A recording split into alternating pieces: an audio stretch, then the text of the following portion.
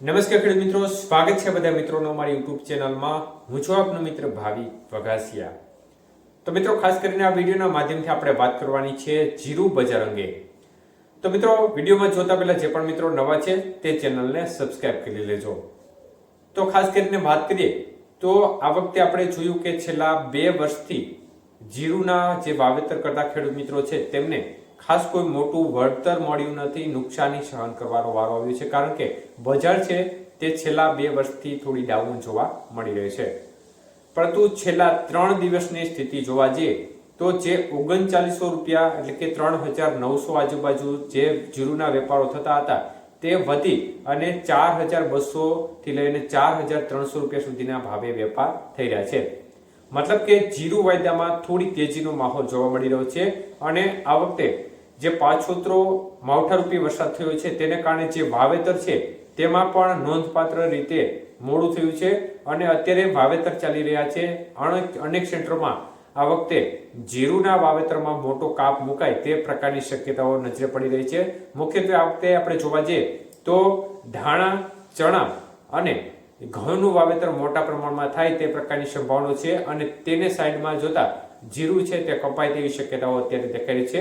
અને એની જગ્યાએ કલોંજી છે તેનો વિકલ્પ પણ અનેક ખેડૂત મિત્રો છે તે પસંદ કરી રહ્યા છે.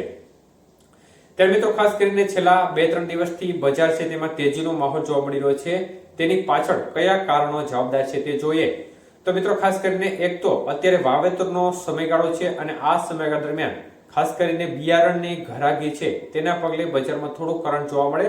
પરંતુ સાથે સાથે અમેરિકાએ જે ટેરિફમાંથી રાહત આપી છે તેમાં જીરુનો પણ સમાવેશ થાય છે, જેના પગલે જીરુની નિકાસ છે તે વધવાના સંકેતોને પગલે બજારને એક પ્રકારે સપોર્ટ મળ્યો છે, એક પ્રકારે હવા મળી છે. અને આના પરિણામે બજાર છે તેમાં 2-3 દિવસ સુધી જે માહોલ જોવા મળી રહ્યો છે તે વધારો તરફી માહોલ જોવા મળી રહ્યો છે.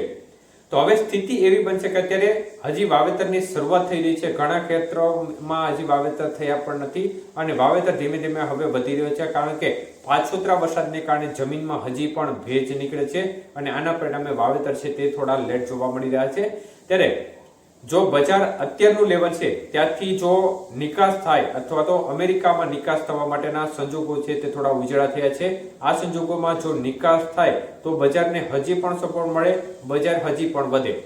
તો બજાર વધે તો ખેડૂત મિત્રોને મનમાં એક પ્રકારે થોડી ભાવના જાગે કે આપણે જે પાકો અન્ય પાકો છે તેની જગ્યાએ જીરુનું વાવેતર કરીએ. તો જેટલી આ વખતે જોવા જઈએ તો જીરુના જે વાવેતરમાં કાપ મુકાવાની શક્યતાઓ છે તેમાં આંકડો છે તે થોડો વધી શકે છે જો હજી બજારને સપોર્ટ મળે અને બજાર વધે તો. આ સંજોગોમાં જીરુની આ પ્રકારની સ્થિતિ દેખાઈ છે.